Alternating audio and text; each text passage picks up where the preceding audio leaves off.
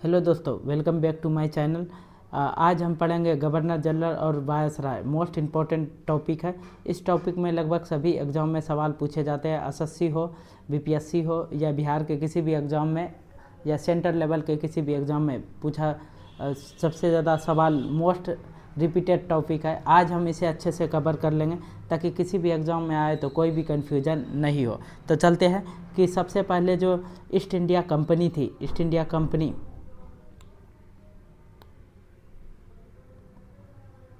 East India company को रानी Elizabeth one यानी queen Elizabeth one ने रॉयल चार्टर प्रदान किया था। फिर 3 शताब्दियों तक यही कंपनी एक बड़ी राजनीतिक शक्ति के रूप में उभर गई और उसके बाद किस प्रकार छोटा सा ब्रिटेन पूरे एक दुनिया का सबसे बड़े साम्राज्य के रूप में उभरा।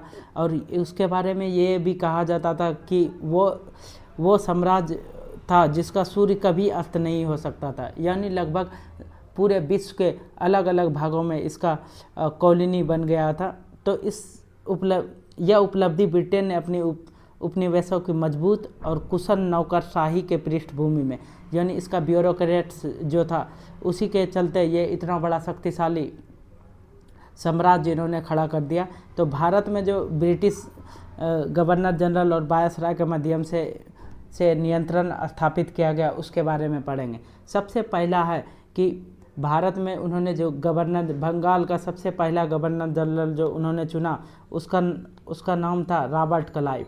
रॉबर्ट, 2-3 बात ध्यान में रखना है कि एक होता है बंगाल का गवर्नर, एक होता है बंगाल का गवर्नर, ये यहाँ 1 लिख देते हैं। दूसरा होता है कि बंगाल का गवर्नर जनरल, यहाँ 2 लिख देते हैं। तीसरा प्रोग्रेस होगा कि भारत का गवर्नर जनरल। 3 आगे जाके देखेंगे कि किस प्रकार नाम एक एक करके उसको याद रखने का भी कोशिश करेंगे। और चौथा होता है वायसराय। तो हम देखते हैं कि बंगाल का सबसे पहला गवर्नर जनरल कौन था, तो रॉबर्ट क्लाइव था। रॉबर्ट क्लाइव जो था ये बंगाल का पहला गवर्नर था। गवर्नर जनरल की बात करें तो जब ईस्ट इंडिया कंपनी भारत आई तो बंगाल के गवर्नर का पद के माध्यम से बंगाल पर अपना नियंत्रण स्थापित किया। और जिस प्रकार बंगाल में गवर्नर था उसी प्रकार अन्य प्रेसिडेंसी जैसे बॉम्बे में और मद्रास के पास भी अपना स्वयं का गवर्नर था, यानी गवर्नर जो है वो 3 था। एक बंगाल का, दूसरा बॉम्बे का, तीसरा मद्रास का। लेकिन जब रेगुलेटिंग एक्ट 1773 ईस्वी के पारित होने के बाद बंगाल का गवर्नर का नाम बदल के क्या हो गया, बंगाल का गवर्नर जनरल नाम रख दिया गया। तो और बंगाल का पहला जो गवर्नर जनरल है वो वॉरेन हेस्टिंग है।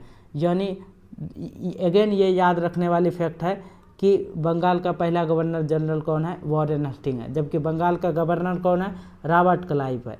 इसके बाद हम देखते हैं कि इस अधिनियम रेगुलेटिंग एक्ट 1773 के माध्यम से बॉम्बे और मद्रास के गवर्नर बंगाल के अधीन कार्य करना शुरू कर दिया। उसने धीरे धीरे उसके अधीन ही, यानी सुपीरियर जो था वो बंगाल का गवर्नर था, बाकी सब उसके अधीन गवर्नर जनरल थे।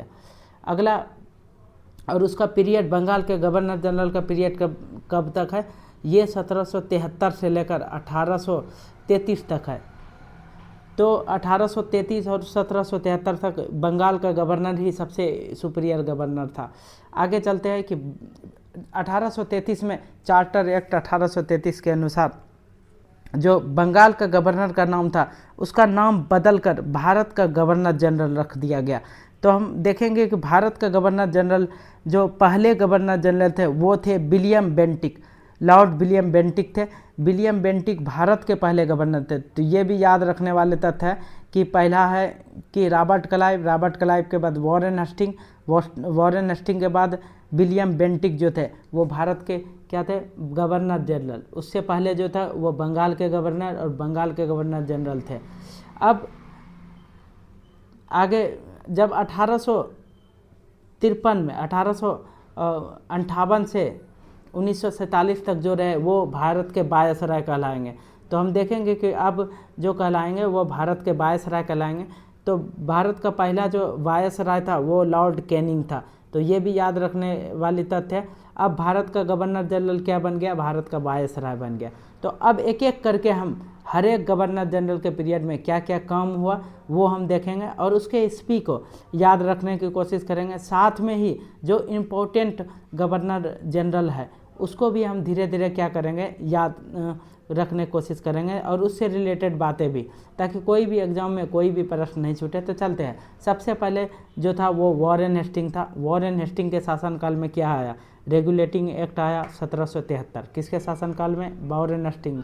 और ये कितना साल तक रहा, 73 से 85 यानी 12 साल तक रहा। तो इन 12 सालों में जो काम हुआ, उसके बाद पिट्स इंडिया एक्ट 1784 में आया। उसके बाद वर्ष 1774 में रोहिलिया युद्ध हुआ और 1775 से 82 में जो है प्रथम मराठा युद्ध भी हुआ और साथ में सलवाई की संधि भी किसके शासनकाल में हुई, वॉरेन हेस्टिंग के शासनकाल में। वर्ष 1780 से 84 में दूसरा मैसूर युद्ध हुआ। ये भी इम्पोर्टेंट है कि दूसरा मैसूर युद्ध जो हुआ वो कब हुआ, वॉरेन हेस्टिंग के शासनकाल में, जबकि पहला कब हुआ होगा, रॉबर्ट क्लाइव के शासनकाल में। तो वो हम जो देख रहे हैं वो देख रहे हैं कि ये भारत के क्या थे, भारत के ये बंगाल के पहले गवर्नर थे।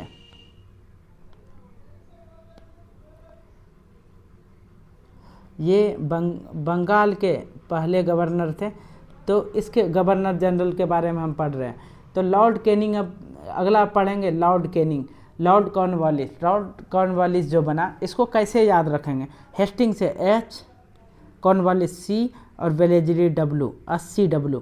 यानी इसके बाद कॉर्नवालिस में तीसरा मैसूर युद्ध कॉर्नवालिस के समय हुआ और साथ ही श्रीरंगपट्टनम की संधि यानी 1792 भी किसके शासनकाल में हुई, कॉर्नवालिस के शासनकाल में। कॉर्नवालिस कोड आया जिस कोड में कि उन्होंने जो भी बंदोबस्ती प्रशासन से रिलेटेड सुधार किए तो उसका नाम कॉर्नवालिस कोड है। तो कॉर्नवालिस 1793 में जो कॉर्नवालिस कोड आया वो इम्पोर्टेंट है। कॉर्नवालिस के शासनकाल में एक चीज़ और हुआ, बंगाल में अस्थाई बंदोबस्त हुआ यानी permanent settlement of the Bengal हुआ। ईस्वी भी इसका इम्पोर्टेंट है कि 1793 ईस्वी में हुआ। आगे हम बढ़ते हैं कि लॉर्ड वेलेस्ली के शासनकाल में क्या हुआ। तो लॉर्ड वेलेस्ली के शासनकाल में जो है सहायक संधि जो है वो 1798 में लॉर्ड वेलेस्ली के शासनकाल में। चौथा मैसूर युद्ध भी लॉर्ड वेलेस्ली के शासनकाल में हुआ। दूसरा मराठा युद्ध यानी 1803 से 1805 लॉर्ड वेलेस्ली के शासनकाल में हुआ। फिर उसके बाद 1807 से 1813 तक लॉर्ड मिंटो पढ़ते हैं। लॉर्ड मिंटो 1 में एक ही इम्पोर्टेंट है कि अमृतसर की संधि हुई 1809 ईस्वी में रंजीत सिंह के साथ। राजा रंजीत सिंह जो लाहौर का राजा था उसके साथ क्या हुआ, अमृतसर की संधि हुई। अगला पढ़ेंगे लॉर्ड हेस्टिंग। लॉर्ड हेस्टिंग जो है एंग्लो नेपाल युद्ध 1814 से 16 के बीच और सिंगरौली की युद्ध, एंग्लो नेपाल युद्ध जो हुआ लॉर्ड हेस्टिंग के समय हुआ। और लॉर्ड हेस्टिंग और ये वॉरेन हेस्टिंग दोनों डिफरेंट आदमी थे। तो लॉर्ड हेस्टिंग अलग थे। तो लॉर्ड हेस्टिंग जो 1816 के ईस्वी में सिंगरौली की संधि वो नेपाल से हुई। तीसरा मराठा युद्ध 1817-19 के बीच हुआ, वो भी क्या हुआ, लॉर्ड हेस्टिंग के शासन के। और मराठा परिसंघ का विघटन हो गया और जितने भी कॉन्फेडरेसी थे वो क्या हो गया, विघटन हो गया। रैयतवाड़ी सिस्टम 1820 ईस्वी में लॉर्ड हेस्टिंग के शासनकाल में हुआ। और पाँचवा जो हम गवर्नर जनरल पढ़ेंगे बंगाल का गवर्नर जनरल वो है लॉर्ड एम हर्स्ट। पहला बर्मा युद्ध 1824 से 26 के बीच हुआ। लॉर्ड विलियम बेंटिक ये भारत के गवर्नर जनरल थे। तो यहाँ से स्टार्ट होता है भारत के governor general. Lord William Bentinck सबसे इम्पोर्टेंट है कि सती प्रथा का उन्मूलन 1829 में हुआ। 1833 में चार्टर एक्ट आया तो वो लॉर्ड विलियम बेंटिक के शासनकाल में है। फिर भारत के जो गवर्नर जनरल थे वो लॉर्ड ऑकलैंड था। 1836 से 1842 के बीच। पहला अफगान युद्ध भी हुआ। इसके बाद लॉर्ड एलनब्रो बना, फिर लॉर्ड हार्डिंग वन बना। लॉर्ड हार्डिंग वन 1844 से 48 के बीच जो था उसमें पहला एंग्लो सिख युद्ध हुआ 1845 से 46, और लाहौर की संधि 1846 में हुआ। कन्या भ्रूण हत्या का उन्मूलन जैसे सामाजिक सुधार किसमें हुआ? लॉर्ड हार्डिंग वन में हुआ। अगला चलते हैं लॉर्ड डलहौजी के बारे में। लॉर्ड डलहौजी में दूसरा एंग्लो सिख युद्ध 1848 से 49 के बीच हुआ, और फिर निचले बर्मा का अधिग्रहण 1852 में भी किसमें हुआ? लॉर्ड डलहौजी। बहुत इंपॉर्टेंट है कि लॉर्ड डलहौजी में बहुत सारे क्वेश्चन पूछे जाते हैं। और इसके अलावा डॉक्ट्रिन ऑफ लेप्स का भी इन्होंने क्या किया, सबसे पहले इन्होंने परिचय किया। तो लॉर्ड डॉक्ट्रिन ऑफ लेप्स किससे रिलेटेड है? लॉर्ड डलहौजी से। वुड डिस्पैच जो एजुकेशन पे आया ये भी किससे रिलेटेड है? लॉर्ड डलहौजी से। 1853 में बॉम्बे और थाने को जोड़ने वाली पहली रेलवे लाइन बिछाई गई, वो भी किससे रिलेटेड है? लॉर्ड डलहौजी से। फिर पहला PWD यानी लोक निर्माण विभाग का स्थापना किसने किया? लॉर्ड डलहौजी ने किया। अगला चलते हैं इम्पोर्टेंट गवर्नर, यहाँ से जो होगा वो होगा वायसराय ऑफ इंडिया। तो वायसराय ऑफ इंडिया अब पढ़ेंगे। और यहाँ से 1857 का विद्रोह हुआ, किसके शासनकाल में? लॉर्ड कैनिंग के शासनकाल में। 1857 में कोलकाता, मद्रास, बॉम्बे में 3 विश्वविद्यालय यूनिवर्सिटी की स्थापना हुई, किसके शासनकाल में? लॉर्ड कैनिंग के शासनकाल में। उसके अलावा ईस्ट इंडिया कंपनी उन्मूलन और भारत सरकार अधिनियम 1858 भी किसके शासनकाल में हुआ? लॉर्ड कैनिंग के शासनकाल में। गवर्नर ऑफ इंडिया एक्ट 1853 द्वारा ब्रिटिश क्राउन का यहाँ क्या होगा? पहली बार प्रत्यक्ष नियंत्रण होगा, यानी डायरेक्ट किसके शासनकाल में होगा? ब्रिटिश क्राउन के शासनकाल में। अभी तक जो शासन था वो प्रत्यक्ष रूप से कौन कर रही थी? East India company. अब जो स्टार्ट हो गया वो हो गया ब्रिटिश शासन के काल में। अगला चलते हैं लॉर्ड जॉन लॉरेंस। भूटान का युद्ध 1865 ईस्वी में हुआ, लॉर्ड जॉन लॉरेंस के शासनकाल में। और कलकत्ता, बम्बई, मद्रास में उच्च न्यायालय यानी हाई कोर्ट की स्थापना हुई 1865 ईस्वी में, वो किसके शासनकाल? Lord John Lawrence. अगला पढ़ते हैं लॉर्ड लिटन, जो बहुत इंपॉर्टेंट है, और रिपन, इसको LR के रूप में भी याद रखा जा सकता है। लॉर्ड लिटन के में वर्नाकुलर प्रेस एक्ट आया, जिसमें प्रेस पे पाबंदी लगाया गया था। बहुत इंपॉर्टेंट टॉपिक है ये, 1878 में। उसके अलावा शस्त्र अधिनियम 1878 में आया। दूसरा अफगान युद्ध 1878 से 1880 के बीच में हुआ। क्वीन विक्टोरिया ने केसर ए हिंद और भारत की सामग्री की उपाधि धारण की, कब? 1800 लॉर्ड लिटन के शासनकाल में। लॉर्ड रिपन के बारे में पढ़ते हैं। तो Lord Ripon vernacular press act का निरसन कर दिया, इन्होंने ख़त्म कर दिया, किसने? रिपन ने। साथ ही पहला कारखाना फर्स्ट जो था फैक्ट्री एक्ट भी 1881 में किसके शासनकाल में आया? लॉर्ड रिपन के शासनकाल में आया। स्थानीय स्वशासन यानी जिसको हम लोकल गवर्नमेंट बोलते हैं, लोकल गवर्नमेंट सबसे पहले किसके शासनकाल में हो? 1852 रिपन के शासनकाल में है। इलबिट बिल विवाद जो है 1883 के लगभग, वो किसके शासनकाल में है? रिपन के शासनकाल में। शिक्षा पर हंटर आयोग 1882 किसके शासनकाल में आया? रिपन के शासनकाल में आया। लॉर्ड डफरिन के बारे में जब हम पढ़ेंगे तो लॉर्ड डफरिन में तीसरा बर्मा युद्ध 1885 से 86 के बीच में हुआ। डफरिन में एक और इम्पोर्टेंट चीज़ होगा, वो होगा इंडियन नेशनल कांग्रेस यानी INC का गठन होगा। जो भारतीय राष्ट्रीय कांग्रेस की स्थापना 1885 में कब हुआ? लॉर्ड डफरिन के शासनकाल में हुआ। फिर पढ़ेंगे लॉर्ड लेंसडाउन। लॉर्ड लेंसडाउन में कारखाना अधिनियम, दूसरा कारखाना अधिनियम यानी सेकेंड फैक्ट्री एक्ट आएगा।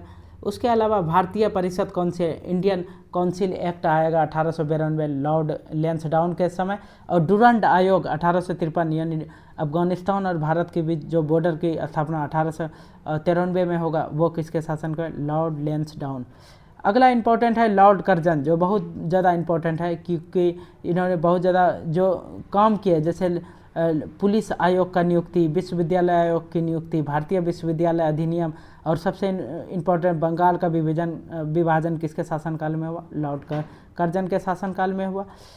अगला है कि लॉर्ड मिंटो टू, लॉर्ड में 1905 से लेकर 1910 के बीच में रहा, जिसमें कि स्वदेशी आंदोलन 1805 से 1811 के बीच में जो हुआ स्वदेशी आंदोलन किसके शासनकाल में हुआ? लॉर्ड मिंटो टू के शासनकाल में। सूरत अधिवेशन में कांग्रेस का विभाजन, मुस्लिम लीग की स्थापना, लॉर्ड मिंटो सुधार किसके शासनकाल में हुआ? लॉर्ड मिंटो शासनकाल में। ये भी इम्पोर्टेंट है क्योंकि एग्जाम के दृष्टि से कई बार पूछा जाता है। Lord Hardinge second, Lord Hardinge second Bengal विभाजन को इन्होंने क्या किया? रद्द किया। दिल्ली से, कलकत्ता से दिल्ली जो राजधानी स्थानांतरण किया गया वो किसके शासनकाल में किया गया? वो किया गया लॉर्ड हार्डिंग सेकेंड। और हिंदू महासभा 1915 में की स्थापना भी कब की गई? लॉर्ड हार्डिंग सेकेंड के समय। लॉर्ड चेम्सफोर्ड, लखनऊ समझौता, चंपारण सत्याग्रह, मॉन्टेग्यू का अगस्त घोषणा, भारत सरकार अधिनियम 1919, रॉलेट एक्ट 1919, जालियांवाला हत्याकांड 1919, असहयोग और खिलाफत आंदोलन की शुरुआत किसके शासनकाल में हुए? Lord Chelmsford. अगेन ये इंपॉर्टेंट टॉपिक बन जाता है जिसमें कि बहुत सारे क्वेश्चन पूछे जाते हैं। अगला हम देखेंगे कि लॉर्ड रीडिंग के शासनकाल में, लॉर्ड रीडिंग के शासनकाल में चोरी चौरा की घटना कब हुई? 1912 ईस्वी में हुई। असहयोग आंदोलन 1922 ईस्वी में हुई। असहयोग आंदोलन की वापस लेना 1922 ईस्वी में। स्वराज पार्टी की स्थापना, काकोरी ट्रेन डकैती, ये किसके शासनकाल में? लॉर्ड रीडिंग के साथ। यहाँ से जितना भी वायसराय है जो 1900 के बाद आए, जैसे कर्जन से लेकर यहाँ तक सभी इम्पोर्टेंट है। इससे लगातार सवाल पूछे जाते हैं अलग अलग एग्जाम में, तो आपका ये रेडी होना बहुत ज़रूरी है। अगला देखते हैं लॉर्ड इरविन के शासनकाल में, जिन्होंने 1926 से 31 तक शासन किया। तो इसमें क्या है? साइमन कमीशन का भारत आगमन, फिर हाईकोर्ट, उसके बाद बटलर कमीशन का आयोग, उसके बाद बटलर कमीशन के बाद नेहरू रिपोर्ट, दीपावली घोषणा, कांग्रेस का लाहौर अधिवेशन भी हुआ, पूर्ण स्वराज की मांग की गई, दांडी यात्रा और सविनय अवज्ञा आंदोलन, पहला गोलमेज सम्मेलन और गांधी इरविन पैक्ट किसके शासनकाल में हुए? लॉर्ड इरविन के शासनकाल में। अगला जो पढ़ेंगे 1931 से 36 वो है लॉर्ड विलिंगडन सांप्रदायिक अधिनिर्णय किस में 1932 में आया। दूसरा और तीसरा गोलमेज सम्मेलन भी इसी के शासनकाल में हुआ। पूना पैक्ट बहुत इंपॉर्टेंट है, किसके शासनकाल में हुआ? लॉर्ड वेलिंगडन के शासनकाल में।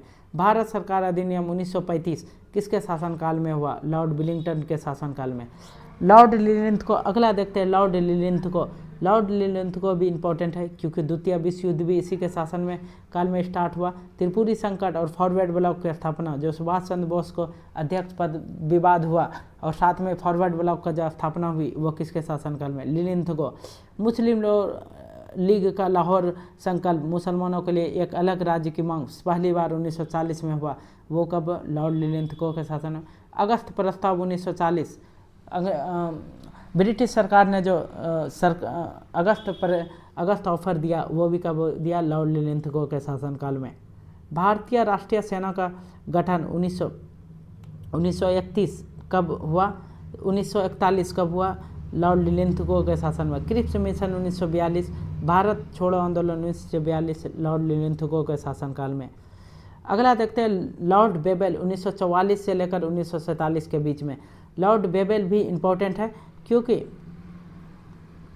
सी राजगोपालाचारी का CR फार्मूला जो था वो मुस्लिम लीग और कांग्रेस के बीच जो डेडलॉक था उसको ख़त्म करने के लिए 1944 में किसके शासनकाल में? बेबल के शासन। बेबल योजना, शिमला सम्मेलन हुआ, कैबिनेट मिशन हुआ, प्रत्यक्ष कार्रवाई मुस्लिम लीग के द्वारा कब किया गया? लॉर्ड बेबल के शासनकाल में। क्लीमेंट एटली द्वारा भारत सरकार की भारत में ब्रिटिश शासन की समाप्ति का घोषणा 1947 में किसके शासनकाल में हुआ?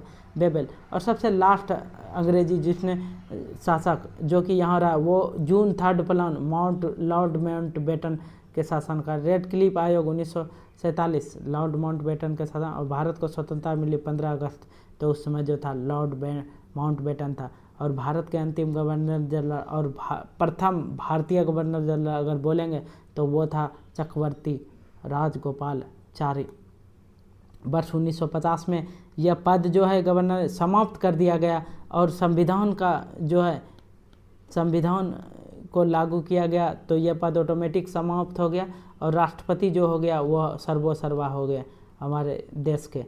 तो यहाँ तक जितने भी अभी तक कवर किए गए ज़्यादातर इम्पोर्टेंट टॉपिक को समझते हुए किया गया है।